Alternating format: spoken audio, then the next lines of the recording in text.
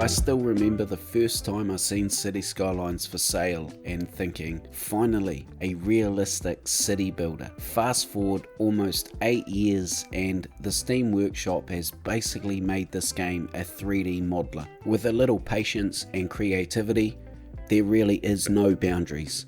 And one of the reasons why I decided to come to Greece was because I really wanted to see how far I could push this game. Can I break this game? Can I push it beyond its limits? I guess my main goal is to make it difficult to spot that it's City Skylines, or just to spot that it's a city builder in general. So anyway, we get a ridiculous amount of things built in this episode, so let's jump into it sooner rather than later.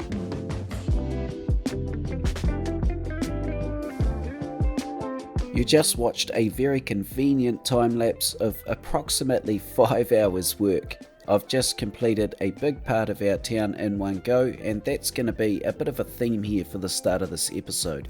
As fun as it is building this sort of stuff, it is quite featureless, and once you've seen me build one part of it, you've seen me build all of it pretty much. So we're just going to whip quickly through the process here so you can see how I do it, with the pedestrian paths going down first, then the buildings following those. It's all very bespoke. And if you've been following the series, you'll remember in the second episode after we came to Greece, I talk about how and why I've used this method and why I'm currently using it in a little more depth. Another thing you'll notice here too is I'm following the contours of the land. I'm having our town swell out where the terrain sort of allows for it. Then the buildings get placed in, and one notable thing here with these buildings is I've gone for predominantly one type with the rounded clay looking roof. These particular ones here are from Sully, and the reason I've used these is because there is parts of Ia, which is where we're taking our inspiration from, that look like they've been replastered all in one go, like a significant part of the town all in one go, because it all looks the same colour, it all looks very new with bugger all markings and smudges. So without altering our original theme too much, I'm trying to introduce a little bit of that as well. That is most certainly enough buildings placed down for now. Let's start getting into some props. When it comes to detailing in and around these buildings, I want to start with the basics first, which means all of the pavement and stuff between the buildings. This takes by far the most time out of anything I do, but I know that once that's done, the real fun starts. Well, at least for me, I love placing the little props down like markets and little stalls, tables, restaurants, signs. I really have no idea why, but I just love all that stuff.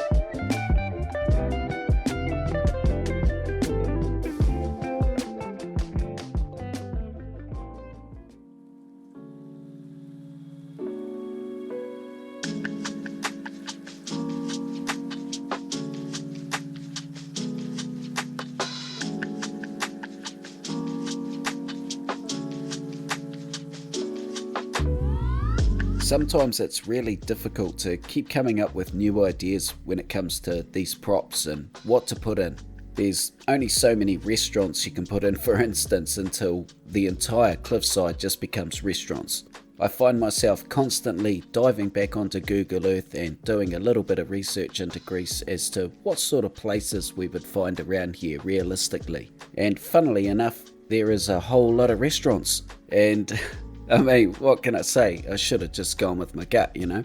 One thing I will say I'm learning is it doesn't really sort of matter what I put in, whether it's a restaurant or a little craft shop or a seafood restaurant or whatever it might be. It's just the bespoke nature of the whole thing. There's no two shops anywhere along here or two buildings anywhere near alike. And just quickly, I have to apologise for my limited vocabulary. I'll use the word bespoke a lot because it really does sum up perfectly what this sort of whole town represents, at least architecturally. Anyway, blah blah blah blah blah, what are we doing here? Well, this is one part of the cliffside that sort of offers the flattest bit of land available, or at least one of the flattest. These areas are often the easiest for me to draw our citizens down to and have them in view. I can put cube services and entertainment in these areas quite easily, and that's what I want to do here. I'm going to put a whole lot of different little social areas here, and I also want to make them functional. You know, we want to see all the people moving around and enjoying it.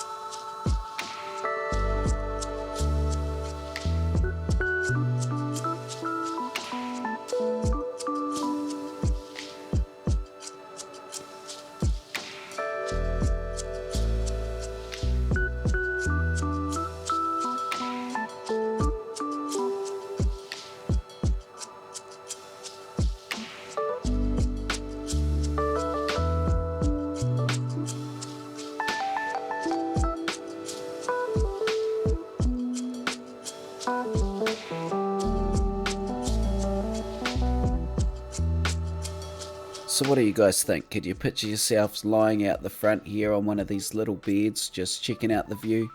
Oftentimes I'll check in with what I'm doing and what I'm placing down and wonder how cool that would look or whether that would work in real life. For instance, as much as I'm enjoying the view from the bed, we probably need a fence around here or we're going to fall arse over kite straight into the pool below. And I am certain that the people that are staying in the pool resort are not going to appreciate you falling into their pool. Now, a fence may not be that cool, but it is very, very practical, and that is another thing that I need to nail here, is I need to make these areas as practical as I can. I'm trying to achieve not one part of this town looking like it's inaccessible. It all needs to look very much used or usable. So let's take a minute to talk about something really, really important. Flowers. When it comes to placing flowers, I hate watching other detailers, and I watch lots of other YouTube channels. I hate watching people place flowers really, really perfectly. Like, that's just so not right. One thing I'm really trying to do in this series, and especially in Greece, is the little amount of flowers that I do place down, I'm really placing so they look like they're growing down and over things, around things. Like I said, guys, like super important, like life or death stuff. I take that back a little bit actually. Hate's probably a strong word. I just dislike, strongly dislike, perfectly placed flowers. There, I said it. Okay, you can see here I've got another nice flat area here like we had earlier, and I'm going to make this into a little bit of a feature as well. I start with a couple of different decals from Sully, but eventually I went with something that looks a little bit more aged. I kind of picture this as one of the more ancient areas of the town. So we've also got lots of cracks and worn decals, and you know, it's sort of representing a well worn and high traffic area.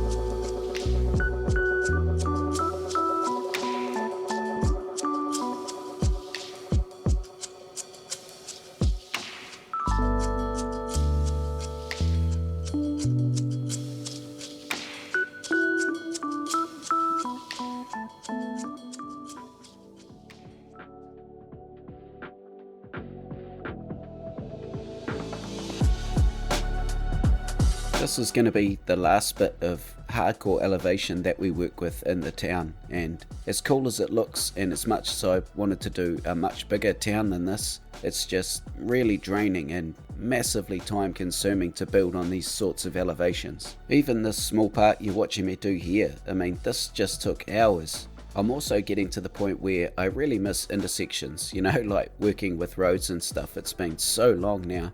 But before we move on, I want to do it proper justice because it's one of those really unique places that is instantly recognizable.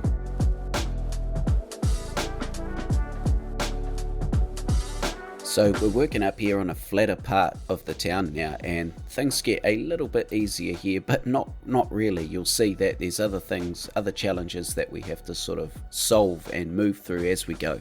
We have a bit of a mix up here also with some roads, but also mainly pedestrian only areas like we have on the cliffside. And I have to be very careful to work with the roads in the manner that they're laid out exactly here, because I've set a lot of the spawn point back to this road for all of the resources needed on the cliffside. So the first thing I want to do is add pedestrian paths between these areas. These are going to become sort of our main streets. One of these main paths in particular is going to become the main street, and this is following exactly what we'd see in real life. They also have these white plastered fences up the side of the path, and a lot of the buildings around this area will back onto this path with a little wee courtyard out the front where there's often a seating area.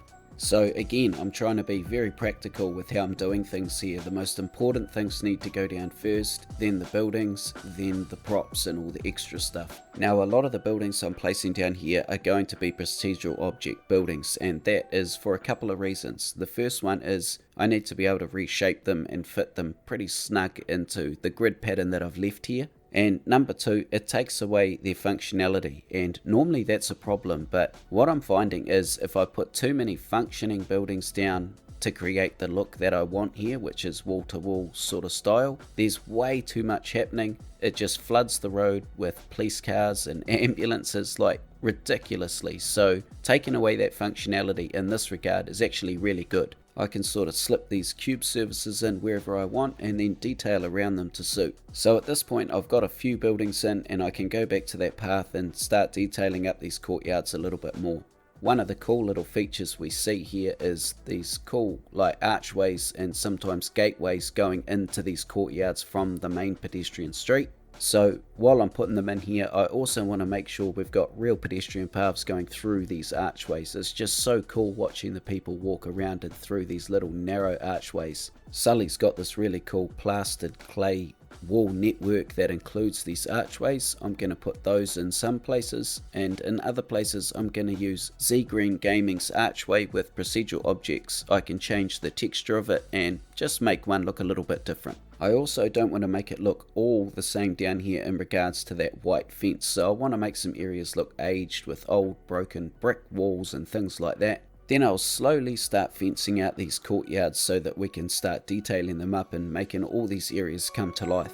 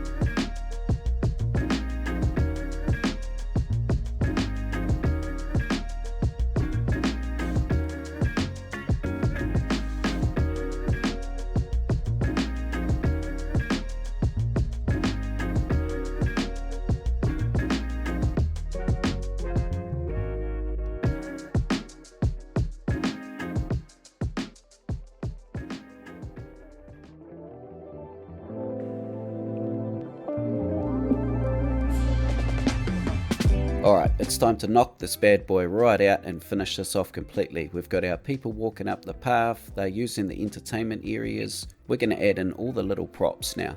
Remembering that I'm not afraid to go crazy in this series with props. This is a tiny little wee town in relation to the whole size of the map.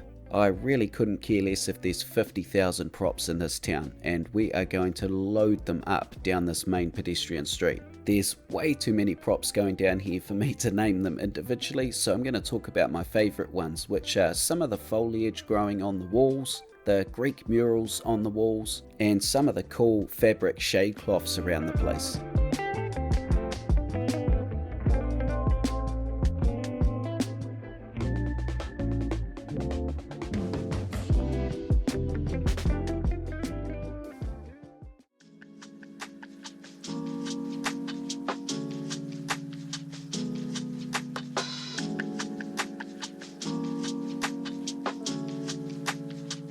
Well, it is most definitely starting to feel like Greece around here now.